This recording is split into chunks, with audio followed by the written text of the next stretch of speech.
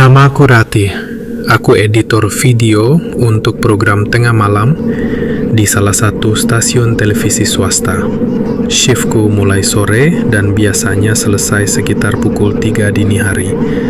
Gedung kantorku berada di lantai 8 sebuah bangunan tua peninggalan zaman Orde Baru yang dulunya kata orang adalah rumah sakit jiwa. Aku tak pernah peduli soal cerita-cerita lama. Aku datang untuk bekerja. Tapi semua berubah sejak malam itu. Sekitar pukul 1 dini hari, aku sendirian di ruang editing. Rekan-rekanku sudah pulang lebih awal. Saat itu, listrik tiba-tiba mati selama beberapa detik. Tak lama kemudian, genset menyala. Tapi anehnya, lampu ruanganku tetap tak menyala dan komputerku langsung mati, tidak seperti biasanya. Hening sekali. Aku menyalakan senter dari ponselku, lalu mencoba keluar dari ruangan. Lift mati, jadi aku menuju tangga darurat seperti biasa. Tapi ketika aku membuka pintu besi menuju tangga, hawa dingin menyergap. Dingin yang tidak biasa. Tangga itu gelap, terlalu gelap. Tapi yang membuatku merinding bukan hanya itu.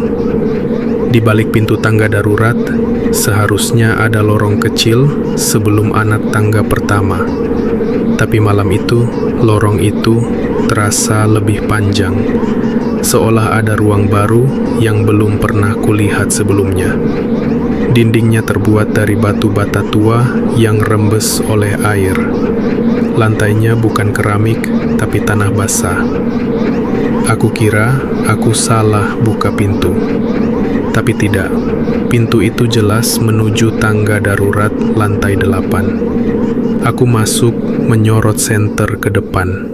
Tidak ada tangga, hanya lorong, panjang, sempit, dan gelap. Semakin aku masuk, suara-suara aneh mulai terdengar, seperti langkah kaki yang tertinggal, atau bisikan samar yang tak bisa kupahami. Tapi aku terus berjalan. Aku ingin tahu. 5 langkah ke depan, ponselku mati. Seketika, tidak bisa menyala lagi.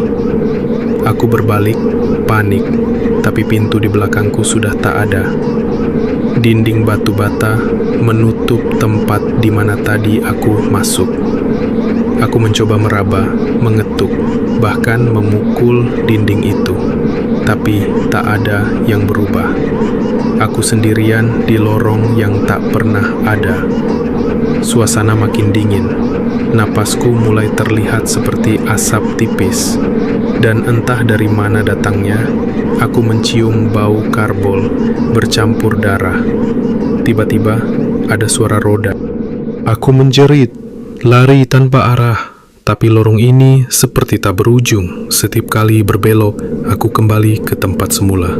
Aku tahu, ini bukan mimpi, tapi ini juga bukan dunia yang bisa dijelaskan. Saat itu, aku berhenti, berdiri di depan sebuah pintu besi berkarat yang seolah memanggil. Tanpa berpikir panjang, aku membukanya. Dan di dalamnya, aku melihat ruang operasi tua. Meja logam dingin, lampu besar menggantung, dan di tengah ruangan, tubuh seseorang terbaring, tak bergerak. Tubuh itu adalah aku. Mataku membelalak, nafasku tercekat.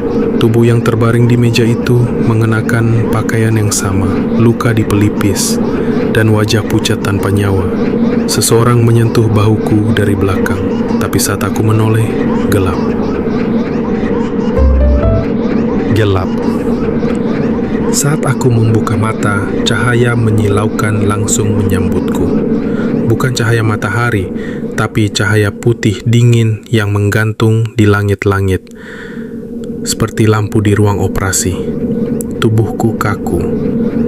Aku berbaring di atas meja logam, dan sekujur tubuhku menggigil, bukan karena dingin, tapi karena ada sesuatu yang terasa salah, sangat salah. Aku mencoba duduk, lampu itu redup perlahan, dan ruang di sekelilingku menjadi jelas. ruangannya. Sama seperti yang kulihat sebelumnya, ruang operasi tua. Namun kali ini tidak kosong. Di sekelilingku berdiri beberapa orang, atau setidaknya bentuk yang menyerupai manusia. Mereka mengenakan jas dokter, tapi wajah mereka seperti topeng daging, tidak punya mata, tidak punya mulut. Hanya permukaan kulit yang rata dan bergerak pelan, seolah sedang bernapas. Mereka menatapku, atau mungkin merasakanku. Salah satu dari mereka maju, tangannya gemetar membawa alat bedah. Tapi sebelum menyentuhku, aku berteriak, dan entah bagaimana, semua makhluk itu lenyap, menguap begitu saja, seperti asap yang tersedot ke dinding. Aku turun dari meja. Kakiku lemas, tapi aku bisa berjalan.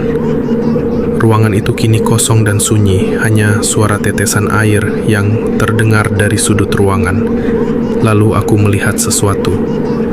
Cermin besar tergantung di dinding seberang, dan untuk sesaat aku berharap semua ini hanya mimpi. Tapi ketika aku melihat ke dalamnya, aku tak melihat pantulan diriku. Yang kulihat adalah seseorang berdiri di lorong gelap. Bukan aku. Ia mengenakan bajuku, tapi wajahnya kosong, matanya hitam pekat. Ia menatapku dari dalam cermin dan tersenyum. Dia bukan aku, tapi dia berada di dunia nyata.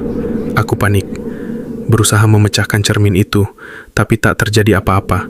Cermin itu seolah terbuat dari permukaan air yang padat. Di sisi lain dia, aku, yang palsu, berjalan menjauh dari cermin, lalu menghilang ke dalam kegelapan. Dan aku terkunci di sini. Beberapa saat kemudian, dinding ruangan mulai retak. Darah merembes dari celah-celahnya. Lantai berubah seperti tanah basah. Lorong yang tadi kulalui kini muncul kembali, dan aku tahu, satu-satunya jalan keluar adalah lewat sana. Aku berjalan menyusuri lorong yang kini seperti hidup. Dindingnya berdetak pelan, seperti jantung, dan suara-suara itu kembali. Bisikan, tangis, tawa anak kecil, dan langkah kaki yang bukan milikku. Di ujung lorong ada pintu. Pintu itu bercahaya. Aku membukanya perlahan dan menemukan diriku berdiri kembali di kantor. Di ruang editing, lampu menyala, komputer menyala, seolah semuanya kembali normal.